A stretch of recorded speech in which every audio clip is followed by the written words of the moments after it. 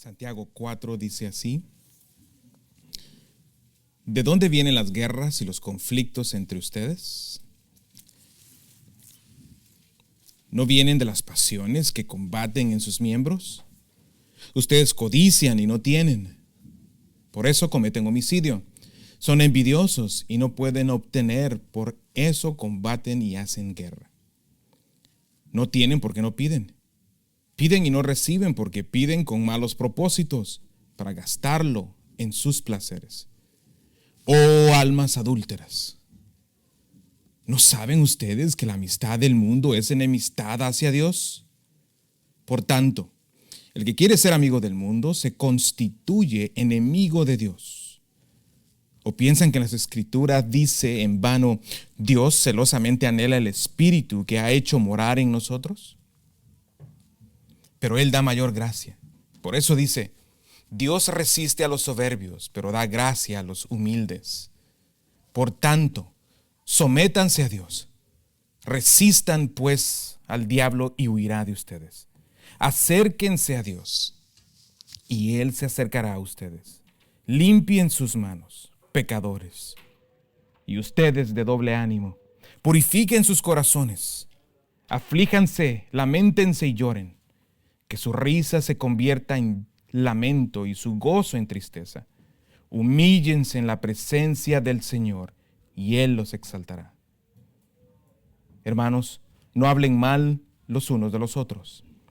El que habla mal de un hermano o juzga a su hermano, habla mal de la ley y juzga a la ley. Pero si tú juzgas a la ley, no eres cumplidor de la ley, sino juez de ella. Solo hay un legislador y un juez, que es poderoso para salvar y para destruir. Pero tú, ¿quién eres que juzgas a tu prójimo? Oigan ahora ustedes que dicen, hoy o mañana iremos a tal o cual ciudad y pasaremos allá un año, haremos negocio y tendremos ganancia. Sin embargo, ustedes no saben cómo será su vida mañana. Solo son un vapor que aparece por un poco de tiempo y luego se desvanece. Más bien deberían decir, si el Señor quiere, viviremos y haremos esto o aquello. Pero ahora se jactan en su arrogancia. Toda jactancia semejante es mala. Aquel, pues, que sabe hacer lo bueno y no lo hace, le es pecado. Oremos. Padre, en el nombre de Jesús nos acercamos a ti hoy.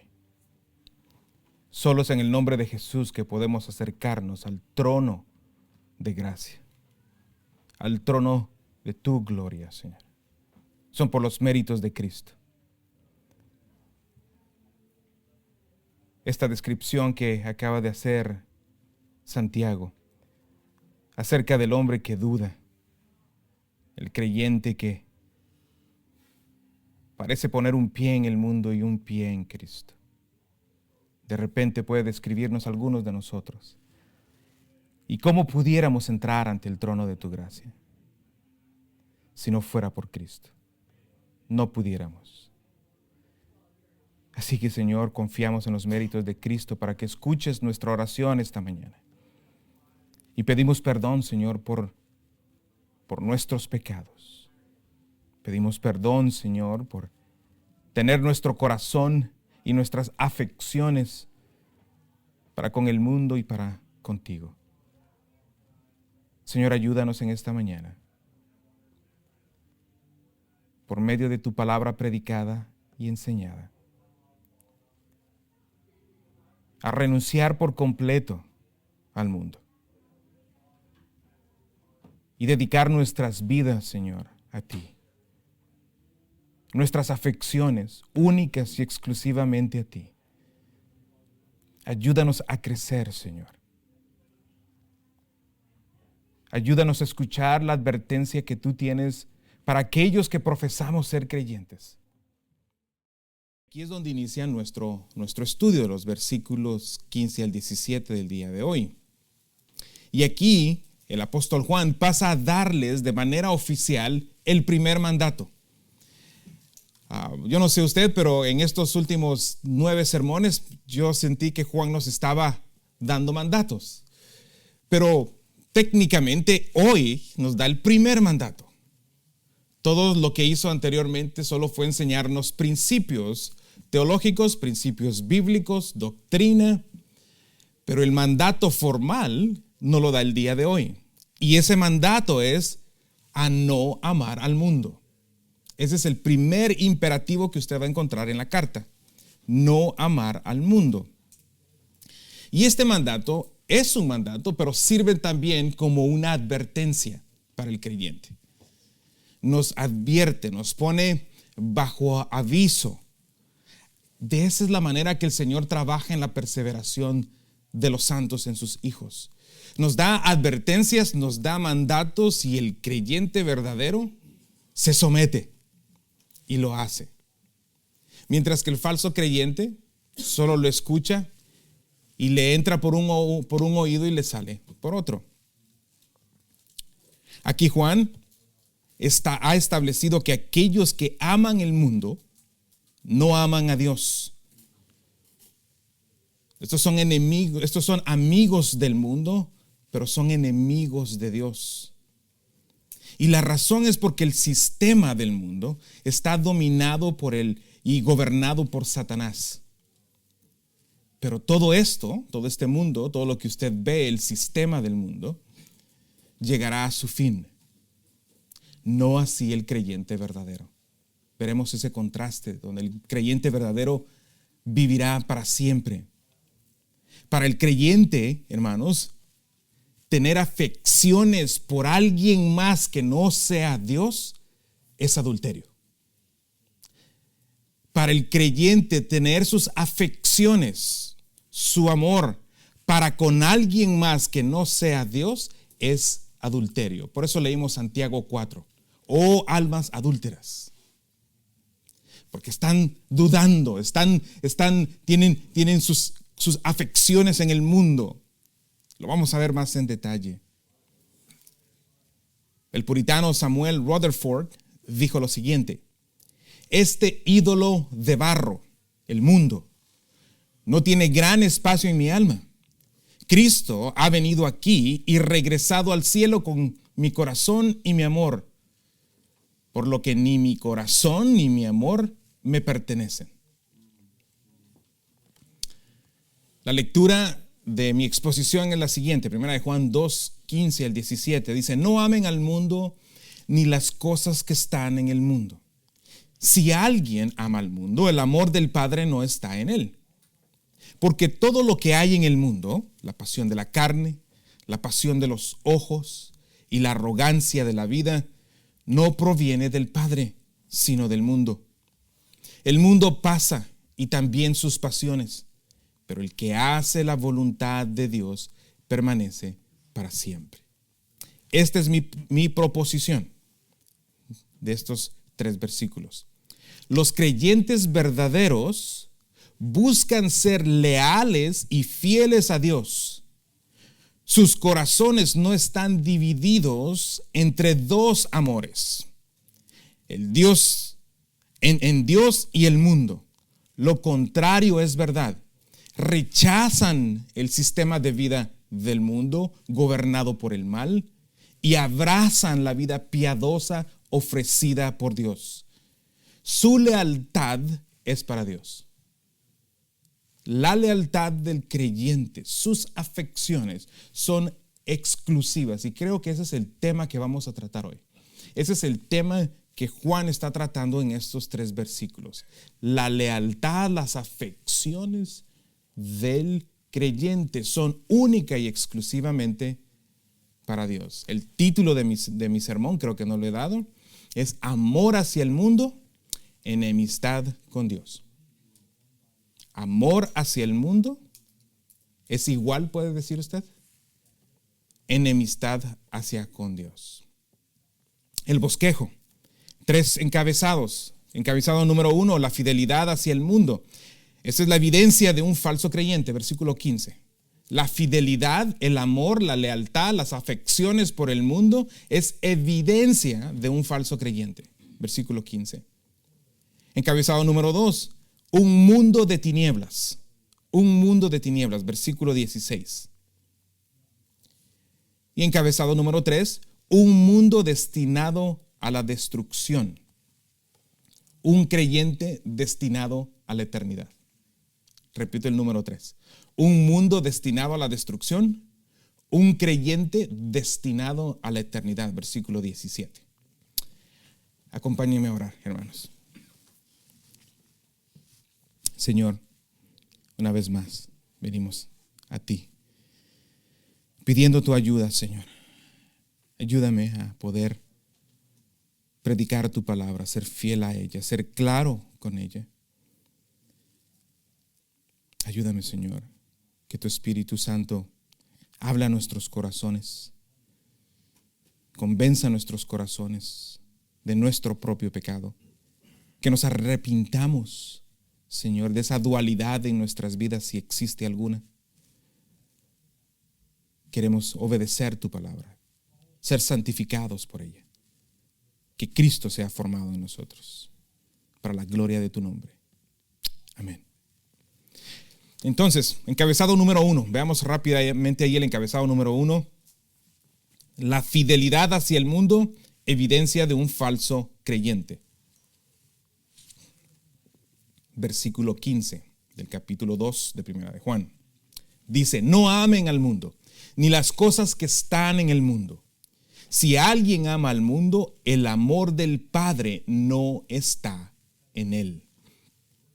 El apóstol Juan, después de asegurar con certeza la seguridad de los creyentes verdaderos y de reconocer la madurez espiritual en la que están, prosigue a dar su primer imperativo. Antes del versículo 15, como ya lo comencé, no había dado ningún mandato de manera directa. En los versículos donde habla acerca del amor del creyente por los creyentes, ahí en el capítulo 2, del versículo 7 al 11, ahí él está explicando el principio teológico, no necesariamente dando un imperativo, un mandato. Lo es, pero Juan se dedica a explicar el principio. Pero aquí en el 2.15 aparece su primer imperativo. Y eso creo que es relevante. Y eso creo que es relevante porque eso indica de parte de Juan el querer explicar la doctrina. Y eso es importante, hermanos. Eso es importante para mí como pastor. Me indica que no solo es haz, pero haz esto por esto. Hay que explicar la doctrina. Y el creyente de parte de ustedes es entender la doctrina. Es importante que ustedes entiendan la doctrina del porqué de los mandatos. Los mandatos en la palabra de Dios tienen una razón de ser. No están dichos en un vacío. Entonces aquí, el no amen al mundo. Déjame primero decir lo que esto no significa. ¿Okay? Lo que no significa este primer mandato de no amar al mundo. No significa que el creyente está mandado a odiar a las personas. Eso es obvio, pero creo que no está de más decirlo. No significa que el creyente está mandado a odiar a las personas. No es el creyente no odia al mundo. El creyente ama. Los creyentes lo único que odiamos es nuestro pecado. Eso es lo único que odiamos. Es el pecado, pero no odiamos al mundo, no odiamos a las personas. De hecho, somos mandados a amar a nuestro prójimo. Mateo 22, 37 al 39. Dice, y él contestó, amarás al Señor tu Dios con todo tu corazón y con toda tu alma y con toda tu mente. Este fue el mandato de Cristo. ¿Okay? El hecho que Cristo nos haya dicho que ahora tenemos que amar a los creyentes como a Él mismo, como de la manera que Él amó, de manera sacrificial, no invalida este mandato de amar al mundo, de amar a la gente, de amar a tu prójimo. Este es Jesucristo citando Levítico 19, 18. Tampoco significa, el no amar al mundo, tampoco significa que uno debe de odiar a la creación. El otro día estábamos manejando con mis hijos, creo que fue el martes o miércoles, creo que fue martes, Qué día tan hermoso hizo en Bakersfield. Es raro ver de repente en Bakersfield bonitos días, ¿no? Pero la semana pasada hubo una tarde que estaba preciosísima, el clima estaba sabroso, podías ver las montañas. Dije, wow, sí tenemos montañas, pensé que ya se habían ido, ¿no? Pero ahí están. Y es algo, se disfruta. Puedes disfrutar de la creación de Dios. La gloria de Dios está demostrada en su creación. Salmo 19, de 1 al 6 dice, los cielos proclaman la gloria de Dios y el firmamento anuncia la obra de sus manos. Un día transmite el mensaje a otro día y una noche a la otra noche revela sabiduría. No hay mensaje, no hay palabras, no se oye su voz, pero por toda la tierra salió su voz. La creación es tan hermosa de parte del Señor que pareciera que comunica algo. Y lo que comunica es la gloria de Dios. No estamos mandados entonces a odiar a la gente. No estamos mandados entonces a odiar la creación del Señor. Creo que debemos de ser responsables con ella. Ciertamente no estoy diciendo que debemos de ser ambientalistas, no estoy diciendo eso, pero ciertamente implica que por lo menos tenemos que ser responsables con la creación del Señor. Es la gloria de Dios en la creación, la que es revelada. Es la obra de sus manos. Y esto a pesar de haber sido infectada por el pecado, sigue siendo gloriosa, digna de admirar, para saber que existe un creador de tal belleza. De hecho, por el mundo creado, la humanidad queda sin excusa de que existe Dios. Ese es el argumento de Pablo en Romanos 1:19, cuando dice, pero lo que se conoce acerca de Dios es evidente dentro de ellos, pues Dios lo hizo evidente, porque desde la creación del mundo, sus atributos invisibles, su eterno poder y divinidad se han visto con toda claridad, siendo entendidos por medio de lo creado, de manera que ellos no tienen excusa. Es decir, la creación de Dios es tan majestuosa que revela su majestad, sus atributos, y Pablo dice que es algo claro, que la creación de Dios comunica su deidad. Por este hecho, la humanidad no tiene excusa ante su rebeldía. Mi punto es este. Quiero que quede claro qué es lo que significa no amar al mundo. Lo que no significa es, tenemos que amar a las personas. Eso es lo que tenemos que hacer. No significa que odiemos a las personas ni odiemos la creación de Dios. Entonces, ¿a qué se refiere Juan con el mundo? En ocasiones se refiere a la humanidad de forma general, como en Juan 3:16. A veces como un grupo específico de entre todo el mundo, como en 1 de Juan 2:2.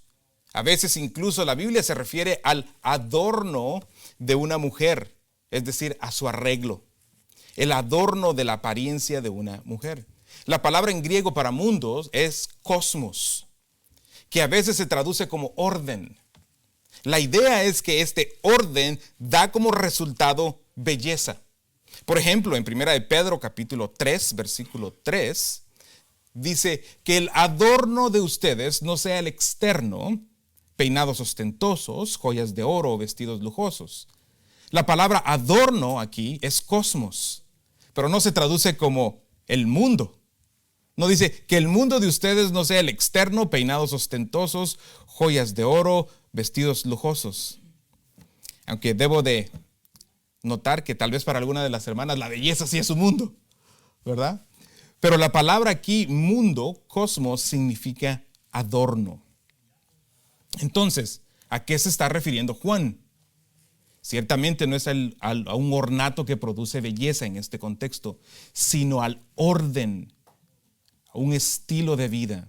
Juan, al usar cosmos, se está refiriendo al orden del sistema del mundo, al orden del sistema en el mundo, de cómo es que este mundo en el que vivimos opera y se rige, cuáles son sus valores, cuáles son sus ideologías, cuáles son sus religiones. Vemos primero que Juan dice en esta carta, en 1 de Juan 5:19, dice, sabemos que somos de Dios y que el mundo entero está bajo el maligno. Es decir, Cuando Juan está utilizando la palabra mundo, se está refiriendo a un sistema dominado, gobernado, regido por Satanás. Eso es lo que él tiene en mente. Pablo en 2 Corintios 4:4 dice, en los cuales el Dios de este mundo, Satanás, ha cegado el entendimiento de los incrédulos para que no vean el resplandor del evangelio de la gloria de Cristo, que es la imagen de Dios. Efesios 2:2 dice, en los cuales anduvieron en otro tiempo según la corriente de este mundo. O sea, que vivían como unos impíos, ¿verdad? En el sistema de este mundo. Conforme al príncipe de la potestad del aire, el espíritu que ahora opera en los hijos de desobediencia. Y Juan mismo nos dice eso en primera de Juan 5:19. Este mundo está siendo controlado por Satanás. Cada uno de los pasajes que vimos ahorita nos muestran que Él es el Dios de este mundo, quien lo gobierna. Ahora, no se preocupe, porque Satanás ciertamente gobierna este mundo, pero tiene un poder limitado. Está siendo limitado por Dios. Como bien dijo Lutero, incluso Satanás es el diablo de Dios. Dios está en control. Pero más sin embargo, Él tiene el control de este mundo. Su influencia se siente en todas las esferas del mundo. La música, el entretenimiento, la literatura, las ideologías que van en contra de Dios, la vida, Él está en contra de la vida piadosa, las falsas religiones, el materialismo, el humanismo, el feminismo, el machismo, el posmodernismo, etc. Recordemos el contexto de Juan, los falsos maestros habían traído las ideologías del primer siglo a la iglesia. Me refiero al platonismo, muy posiblemente los inicios del gnosticismo, como hemos estado estudiando. Y esta introducción de esta herejía, de este sistema del mundo, terminó en la separación de la iglesia. Salieron de nosotros, dijo Juan. Hubo un grupo que salió, hubo una división a partir de que esa ideología del mundo, ese pensamiento del mundo del primer siglo, entró en la iglesia. Entonces, cuando escuchamos a Juan decir, no amen al mundo, esto comienza a tener sentido. Porque estos que amaron al mundo, la ideología del mundo, que adoptaron el gnosticismo, estos causaron división. El contexto nos ayuda a entender del porqué del mandamiento.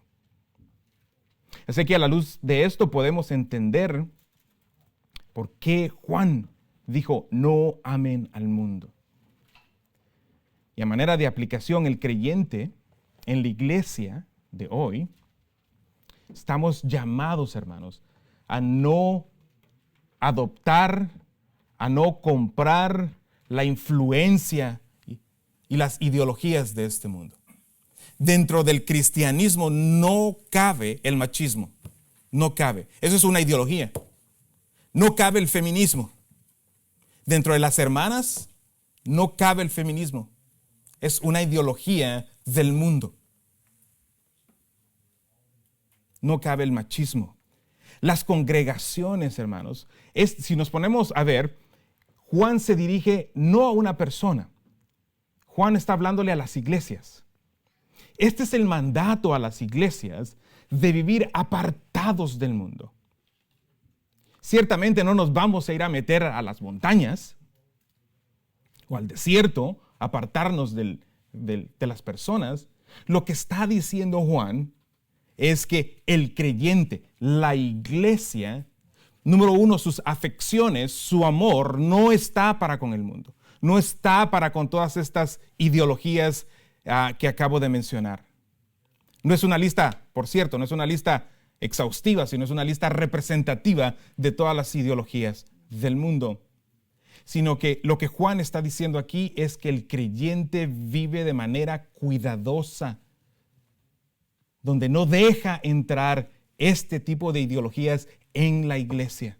Comienza con usted, comienza conmigo. De alguna manera tenemos que ser herméticos, si puedo utilizar esa palabra. Tenemos que ser cuidadosos. Es fácil al ver las iglesias el día de hoy. ¿Por qué? ¿Por qué adoran como adoran? ¿Por qué predican como predican? ¿Por qué predican por lo que predican? Porque las influencias del mundo han entrado a la iglesia. Por eso. Porque han amado al mundo. Es triste saber que pastores, cuerpos de ancianos, buscan sus estrategias para hacer crecer a la iglesia en el mundo, en la mercadotecnia. ¿Usted sabe lo que es eso? Intrínsecamente no es pecado, pero la iglesia no necesita de mercadotecnia para hacer crecer a la iglesia. La iglesia crece conforme a la voluntad del Señor. Lo que tenemos que hacer como iglesia es ser fieles a la predicación de la palabra. Pero ciertamente estas iglesias han confiado no en la palabra de Dios, sino que el mundo, por medio de la mercadotecnia en este caso, los ha atraído. Otra palabra para ser atraído es seducción. Han sido seducidos. Como cuando alguien pesca. ¿Usted alguna vez ha pescado? Tira la carnada con su varita y luego comienza a traer el hilo con la carnada, ¿no? ¿Y qué es lo que hace el pez? Muerde el anzuelo. Pero ¿qué es lo primero que hace para morderlo? Tiene que seguirlo. Y se dio cuenta que dije pez, ¿verdad? Porque eso es lo que es en ese momento, es un pez. Una vez que está atrapado, es pescado. Ya fue pescado. ¿Entienden la ilustración? Ya fue pescado. Eso es lo que hace el mundo. El mundo trata de seducirnos. Está constantemente. De hecho, Juan, en primera de Juan, luego nos va a decir que los falsos maestros están activamente tratando de engañarnos. Activamente tratando de engañarnos. El mundo está tratando de seducirnos, tanto a nivel individual, usted como persona cuando está en casa y está viendo televisión o está escuchando algo, está tratando de ser seducido. También a nivel como iglesia.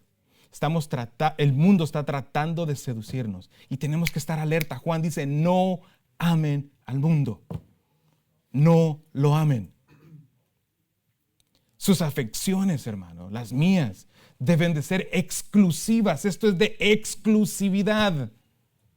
Usted solo debe de amar a uno.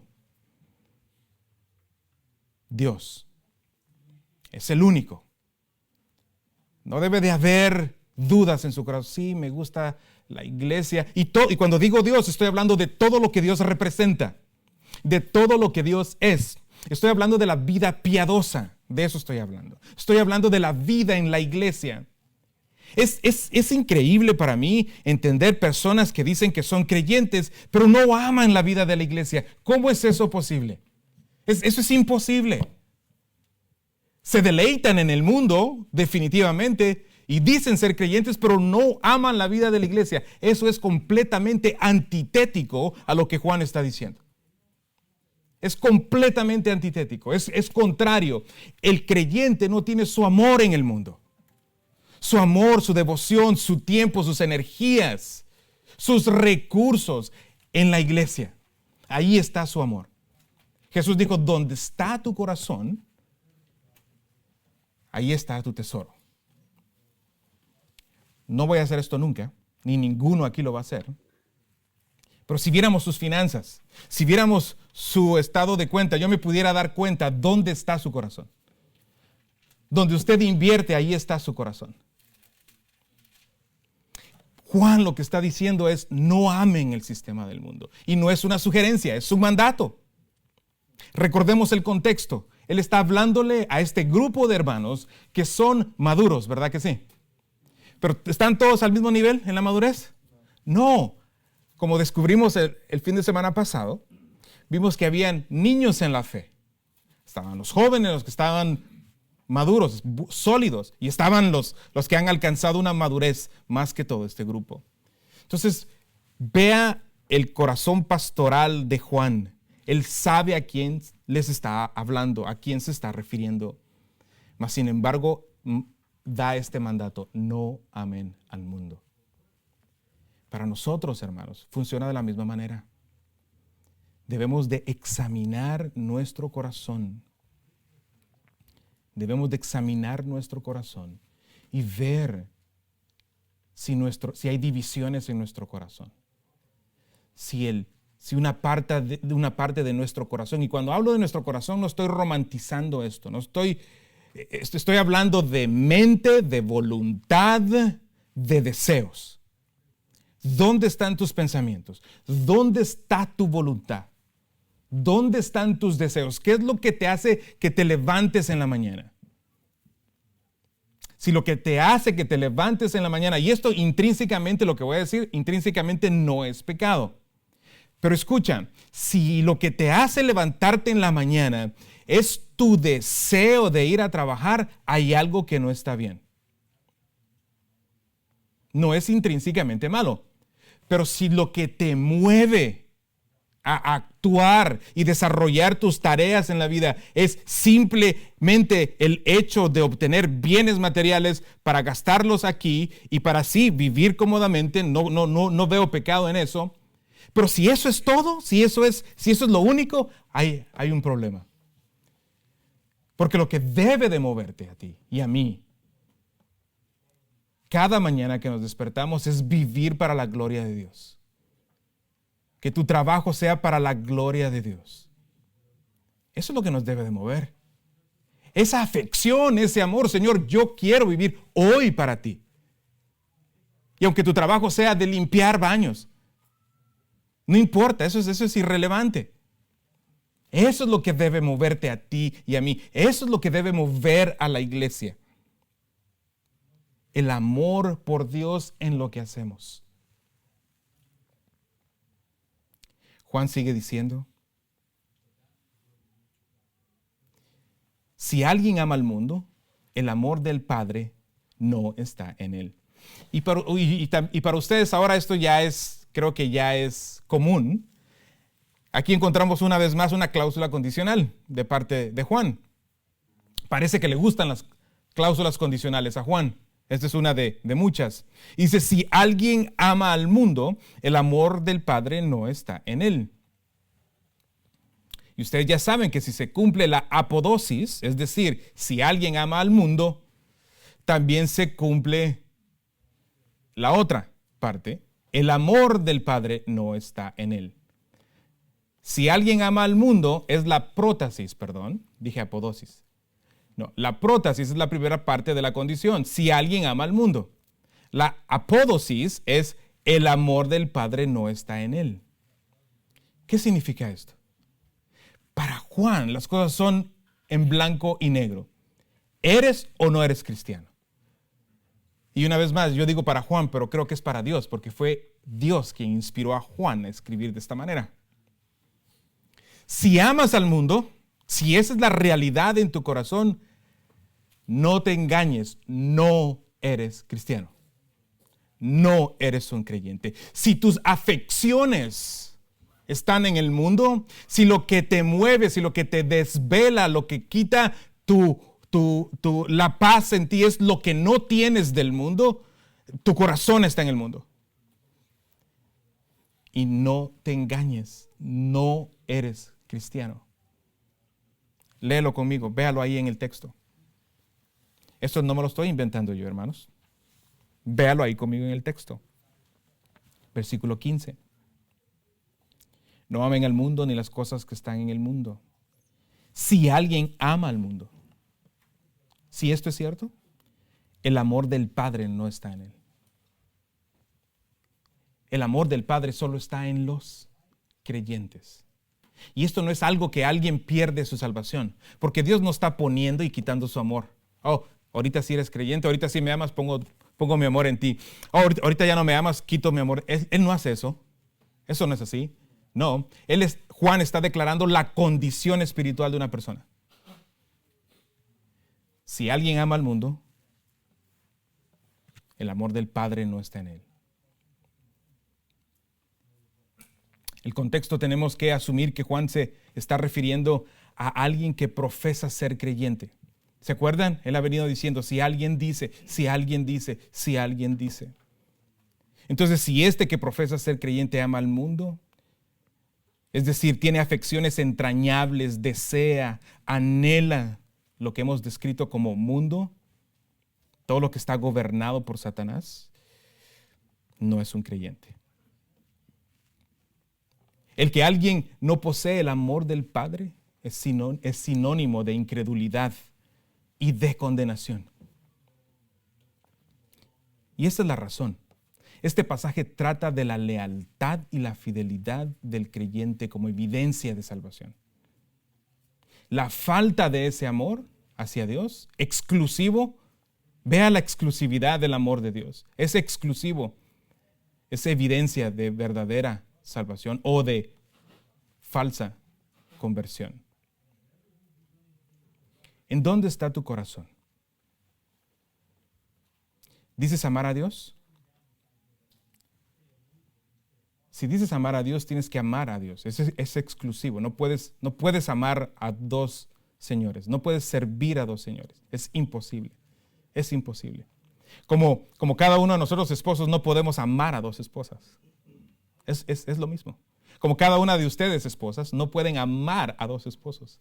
Le van a ser fiel a uno e infiel al otro. Igual nosotros como esposos. Si tuviéramos dos esposas, le fuéramos infiel a una y fiel a otra. Es imposible. No se puede. Esto se trata de fidelidad. No podemos servir a dos amos. Odiarás a uno y amarás al otro. ¿A quién le pertenecen tus afecciones? ¿A quién le pertenecen tus horas? ¿A quién le pertenecen tus minutos? ¿A quién le pertenece tu tiempo? ¿A quién le pertenece tu lealtad? ¿A Dios o al mundo?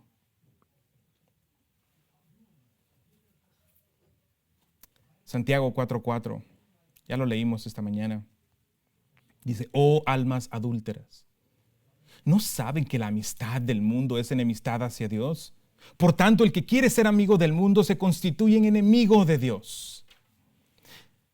Me preguntaba yo, les soy honesto, ¿por qué le está llamando adúlteros?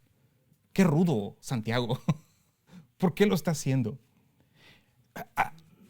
Ahora entiendo por qué.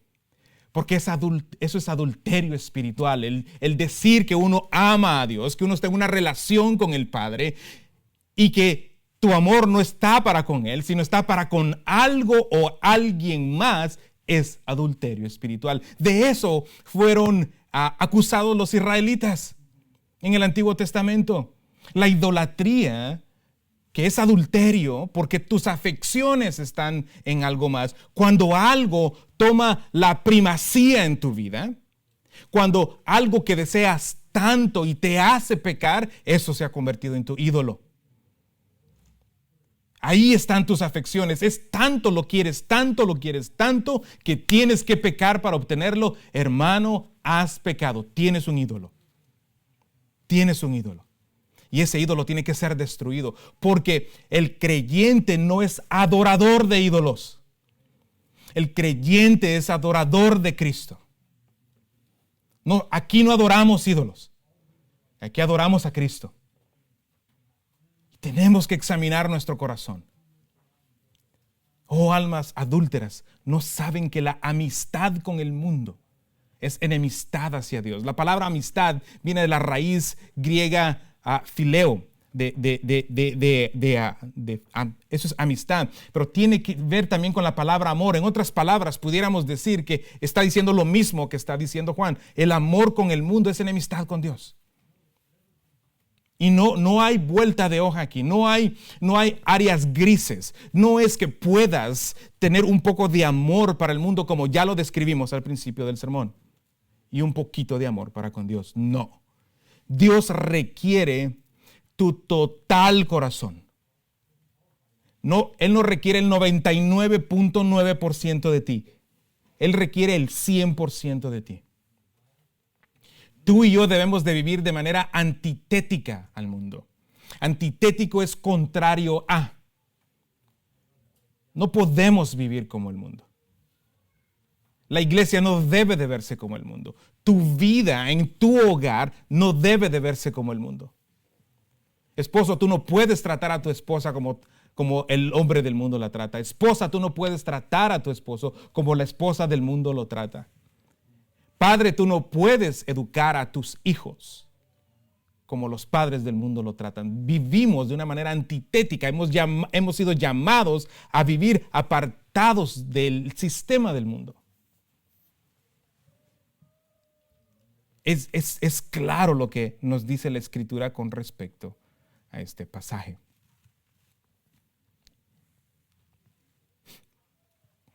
Encabezado número 2. Un mundo de tinieblas. Primera de Juan 2:16 dice, porque todo lo que hay en el mundo, la pasión de la carne, la pasión de los ojos y la arrogancia de la vida, no proviene del Padre, sino del mundo.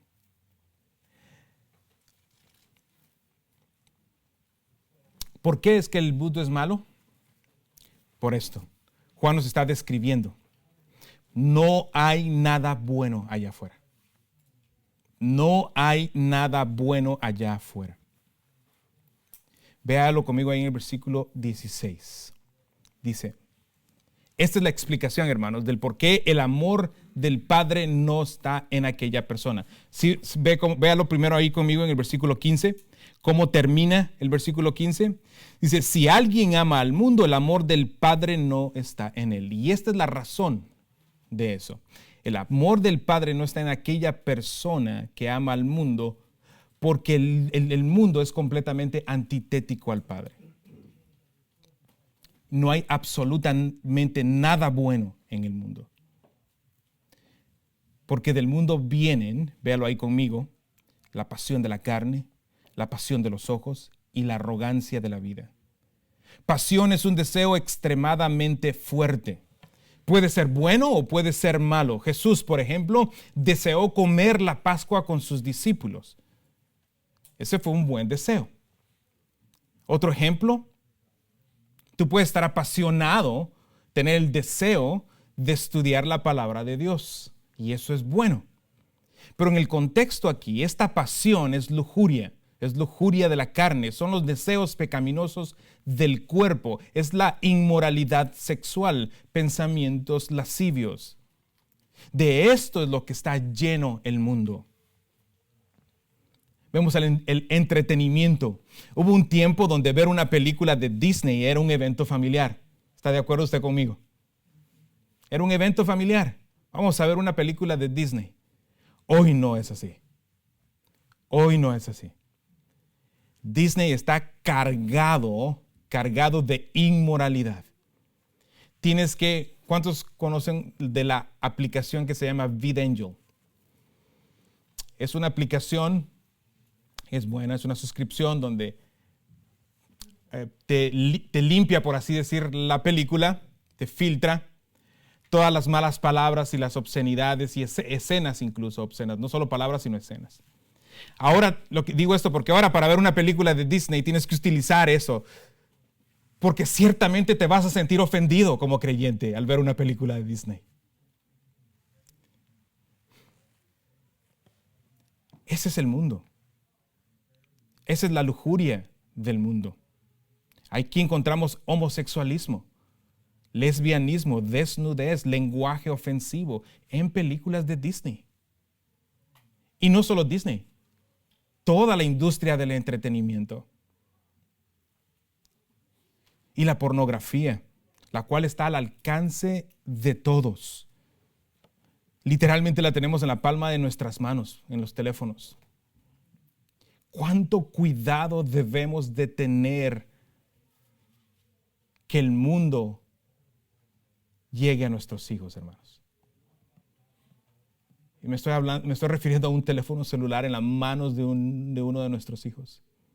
Si para uno de adulto hemos demostrado no tener, siendo profesantes creyentes, no tener el discernimiento suficiente para resistir ese tipo de pruebas, imagínese a un niño con un teléfono en su mano.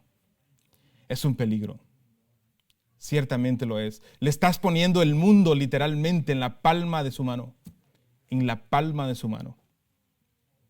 Cuando Dios te ha dicho que vivas de manera antitética, de manera contraria a ese mundo que le estás dando en la mano a tu hijo. Mucho cuidado. Ejerciten su discernimiento. Yo nunca les voy a decir qué es lo que tienen que hacer como padres. Ustedes son sabios como padres, pero considere el argumento de Juan. Considere el argumento de Juan. Considérelo. Él está diciendo que vivamos de manera antitética, contraria al mundo, que no lo adoptemos. Y literalmente, cuando le das un teléfono a un niño, le pones el mundo en sus manos. Tiene acceso a todo. A todo. Ni siquiera lo tiene que escribir, solo lo tiene que decir. Y el teléfono lo busca por él o por ella. Ejerzamos discernimiento, hermanos. Ejerzamos discernimiento. Vea la siguiente descripción del mundo que Juan nos da. Él dice, la pasión de los ojos. La pasión de los ojos. Ciertamente esta es una metáfora que es frecuentemente usada en la Biblia para expresar una variedad de modismos y emociones. Algunas buenas y otras no. Por ejemplo, Salmo 19:8 dice, los preceptos del Señor son rectos, que alegran el corazón. El mandamiento del Señor es puro, que alumbra los ojos. Eso es un modismo para decir que la palabra de Dios, utilizando los ojos, por medio de los ojos, entra luz, hay conocimiento. ¿Okay? Eso es de manera positiva. En este caso, en el caso de Salmo 19:8, está expresando iluminación a través de los ojos. Veamos algunos ejemplos negativos de esto. Salmo 18:27 dice, porque tú salvas al pueblo afligido, pero humillas a los ojos altivos. ¿Dios va a humillar a los ojos altivos? No, está hablando de una persona. Esa es una persona. Pero lo está comunicando a través de esta metáfora de los ojos. Y esa es una persona orgullosa, altiva. Ese es el orgullo. Proverbios 28:27 dice, el que da al pobre no pasará necesidad, pero el que cierra sus ojos tendrá muchas maldiciones. ¿Qué es lo que está comunicando ahí? Tacaño. El que cierra sus ojos es el que ignora la necesidad de aquella persona, ¿verdad? Eso es lo que está diciendo. Le estoy enseñando cómo la Biblia utiliza los ojos como una metáfora para comunicar algo. Esa es mi intención con esto. Mateo 20:15 dice, no me es lícito hacer lo que quiero con lo que es, es una pregunta. ¿No me es lícito hacer lo que quiero con lo que es mío? ¿O es tu ojo malo porque yo soy bueno? Este es Jesús hablando. Este es una persona que muestra envidia. Ve con envidia. Job 16:9 dice, su ira me ha despedazado y me ha perseguido. Contra mí él ha rechinado los dientes. Mi adversario aguza sus ojos contra mí. Es como poner los ojos de esta manera, así como, estoy en contra de ti. La expresión de los ojos una vez más. Todos estos pasajes nos ayudan a entender qué es lo que Juan está comunicando con la frase, las pasiones de los ojos. Entendemos, entonces podemos decir que son esos deseos fuertes, lujuriosos, por ver con la finalidad de adquirir. La pasión de los ojos es veo algo y lo deseo y lo quiero. Esto es desear. Salomón lo explica de esta manera. Eclesiastés 2:10-11. Y todo cuanto mis ojos deseaban, nada les negué. Ni privé mi corazón de ningún placer, porque mi corazón gozaba de todo mi trabajo. Esta fue la recompensa de mi labor. Consideré luego todas las cosas que mis manos habían hecho y el trabajo que me había empeñado, y resultó que todo era vanidad y correr tras el viento, y sin provecho bajo el sol. ¿Qué palabras? Creo que esto nos pone las cosas en perspectiva. Salomón no se negó absolutamente nada. Ningún placer que existía en su tiempo se lo negó. Y lo único que obtuvo fue un momento de placer, tan efímero como la neblina de una mañana de invierno. Todo lo que vieron sus ojos, lo hizo, lo deseó y lo dio. ¿Y qué fue lo que obtuvo? Un momento de placer. Y resume su experiencia como algo vacío, vanidad. Eso es lo que significa vanidad, es algo vacío, sin sentido, correr tras el viento y sin ningún beneficio, sin ningún provecho. Y todo esto en este mundo, bajo el sol, refiriéndose a este mundo. Todo lo que el mundo tiene para ofrecer al creyente, por hermoso que parezca, y aunque prometa satisfacción, resultará en una experiencia momentánea, vacía y sin sentido y sin provecho. Refiriéndonos al mundo como lo expliqué al principio. Veamos la otra frase que Juan usa aquí, la arrogancia de la vida. Esta expresión comunica la idea de una persona que es orgullosa por sus posesiones materiales. Al punto de la arrogancia, esta persona alardea que es poseedor de bienes materiales. Eso es lo que hace, hermanos, el materialismo. Eso es lo que ofrece al mundo. O el mundo lo que ofrece, es el materialismo. El mundo mide a las personas por el carro que tienes, la casa que tienes, los amigos que tienes, los likes de Facebook que tienes, la popularidad que tienes, el tipo de trabajo que tienes, el ingreso, etc. Todo esto promueve la arrogancia y el orgullo. Y lo peor que todo es que todo esto es pasajero. 1 Corintios 7:31 dice, los que aprovechan el mundo como si no lo aprovecharan plenamente, porque la apariencia de este mundo es pasajera. ¿Ya vieron la ironía de esto, hermanos? Esto es pasajero. Esto es pasajero. No tiene sentido como creyentes estar gastando nuestras energías, ser adúlteros espirituales, poniendo nuestro corazón, nuestras afecciones en el mundo que es efímero, que se va a acabar. De hecho, Juan habla de esto en estos mismos pasajes. El mundo pasa, dice, pero el verdadero creyente vive para siempre. El mundo pasa, hermanos. El doctor MacArthur dice esto,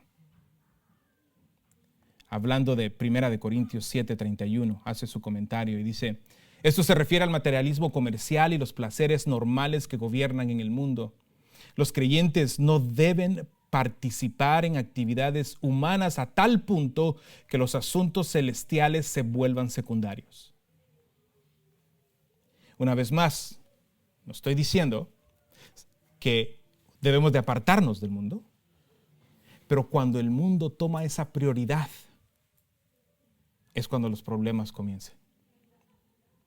Cuando por lo que te hace que te levantes esta mañana es para obtener algo o vivir para alguien que no sea Dios, hay un problema. Hay un problema.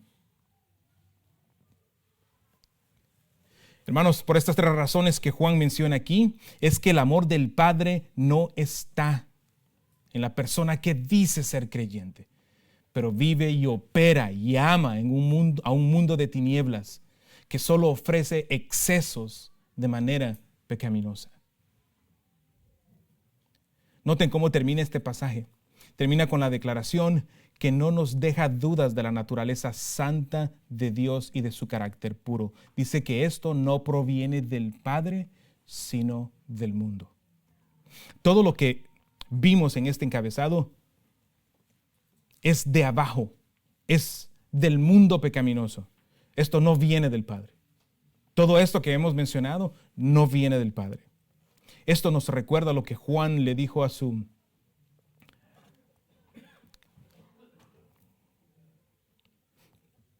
Eso nos recuerda lo que Juan,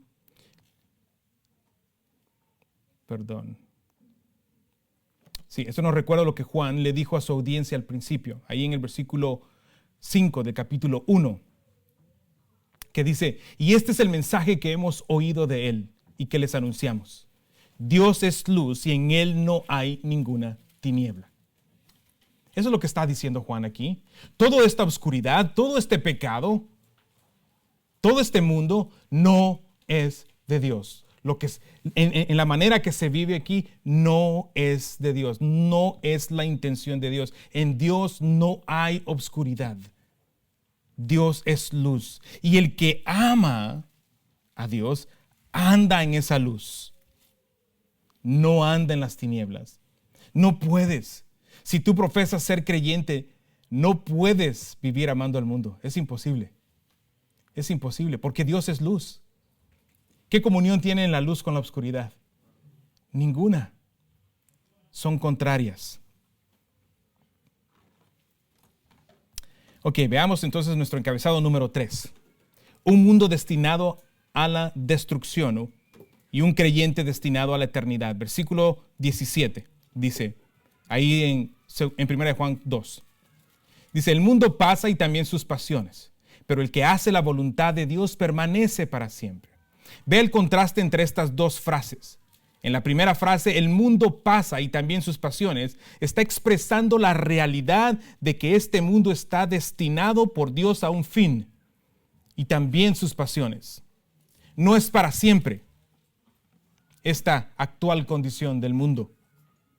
A lo largo de la Escritura vemos esta realidad de la temporalidad de este mundo y todo lo que hay en él. Entonces surge la pregunta, si es temporal, ¿por qué gastar tiempo en eso?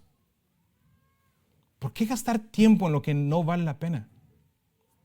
Piense por un momento eso. Este mundo va a llegar a su fin. ¿Por qué gastar tiempo en eso? ¿Por qué no gastar tiempo, energías, sin importar cómo vivas aquí, en este mundo, en lo que es perecedero o imperecedero, debo decir? En lo que permanece para siempre, la palabra de Dios. Hermanos, vayamos acostumbrando unos a los otros. Vamos a pasar la eternidad juntos. La eternidad juntos. Aquí es donde debemos de invertir nuestro tiempo, nuestras afecciones. Nuestro amor es para con Dios, es para con su iglesia. Ya lo hemos visto en 1 Juan. Quien ama a Dios, ama a los que han nacido de Dios, la iglesia. El tiempo que hemos de gastar en el mundo debe ser usado para la evangelización, para llamar a los pecadores al arrepentimiento, para la santificación de los creyentes. No gastes todas tus fuerzas y energías y recursos en algo que es temporal. Inviértenlo en lo que es eterno. Hagan sus tesoros como Cristo nos hizo la invitación. Hagan tesoros en el cielo. En el cielo.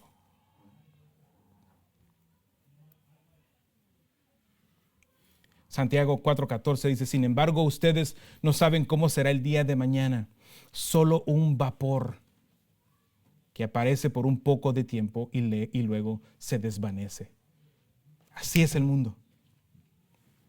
El otro día estaba platicando con alguien y le decía que casi tengo 24 años en este país y siento que fue ayer que vine.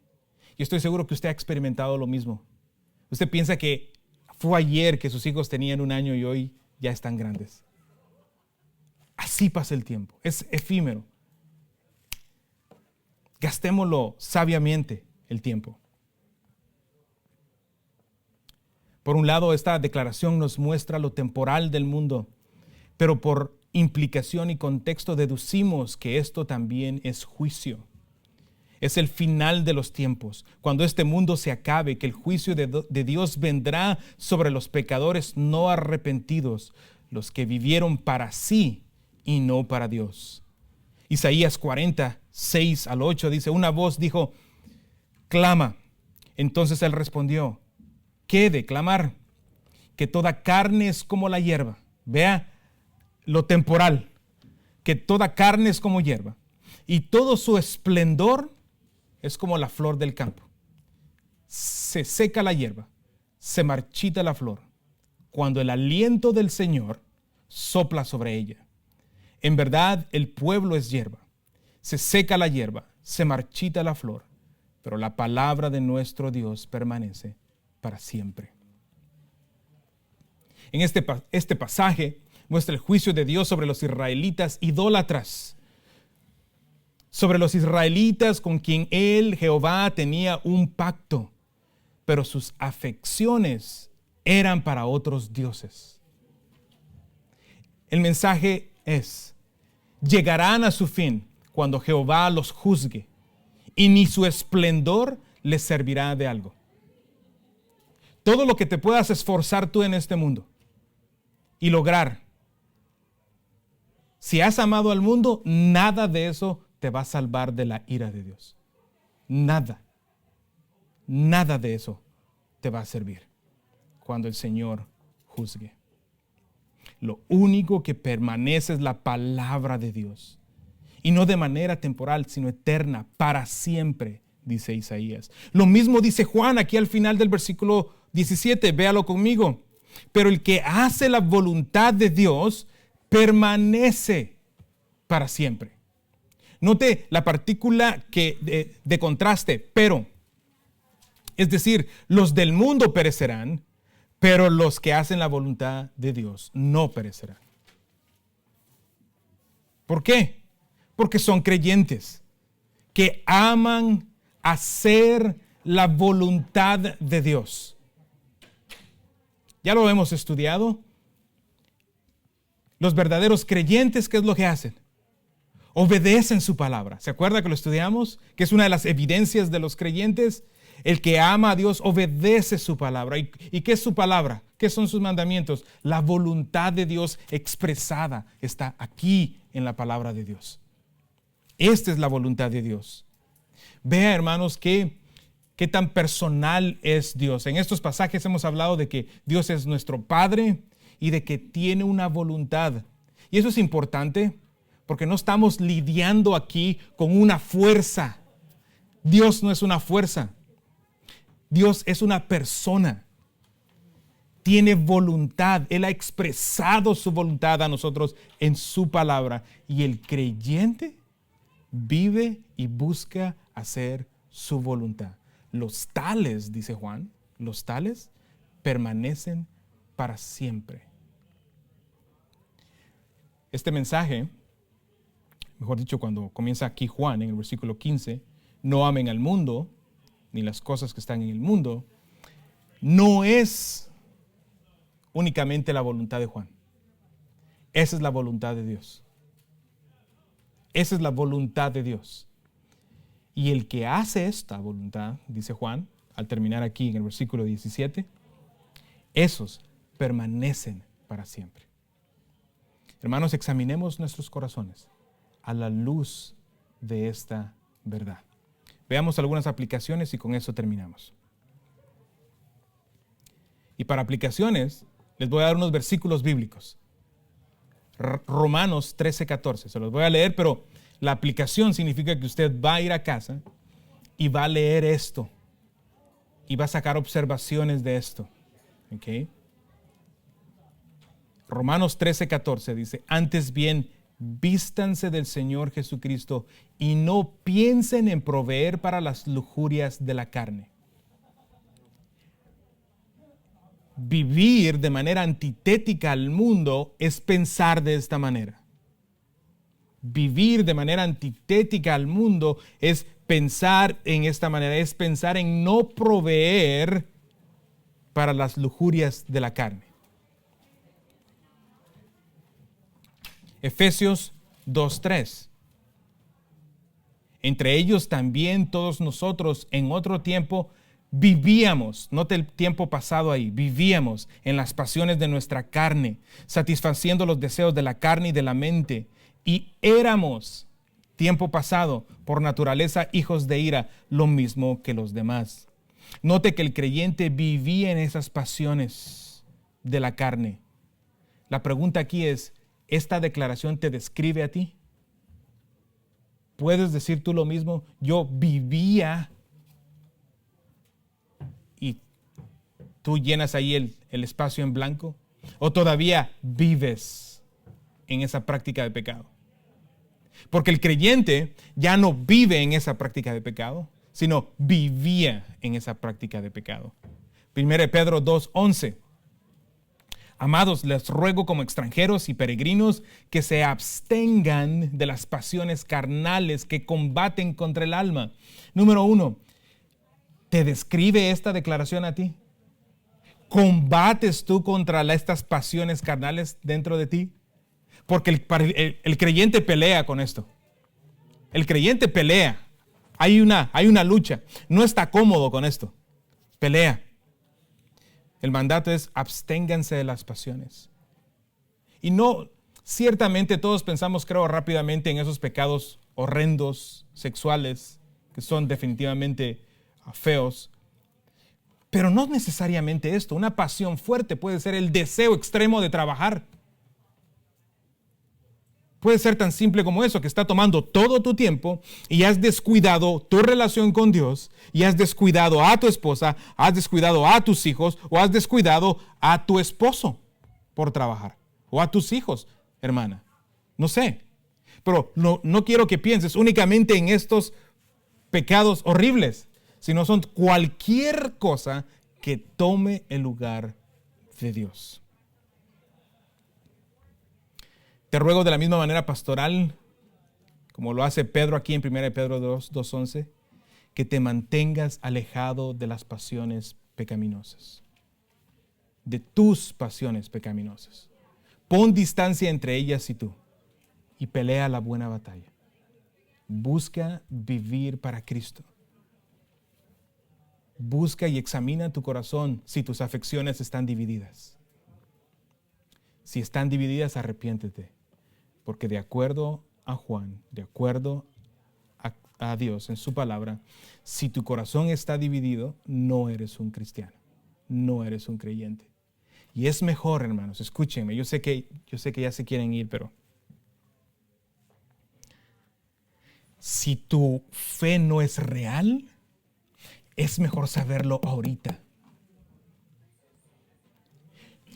Yo sé, tú no quieres saber si tu fe era verdadera o no el día que mueras. Tú no quieres saber eso el día que mueras.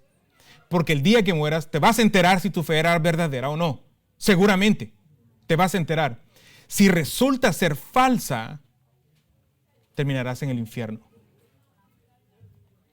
Es mejor, hermanos, que hoy investiguemos nuestro propio corazón y veamos si nuestra fe es verdadera hoy.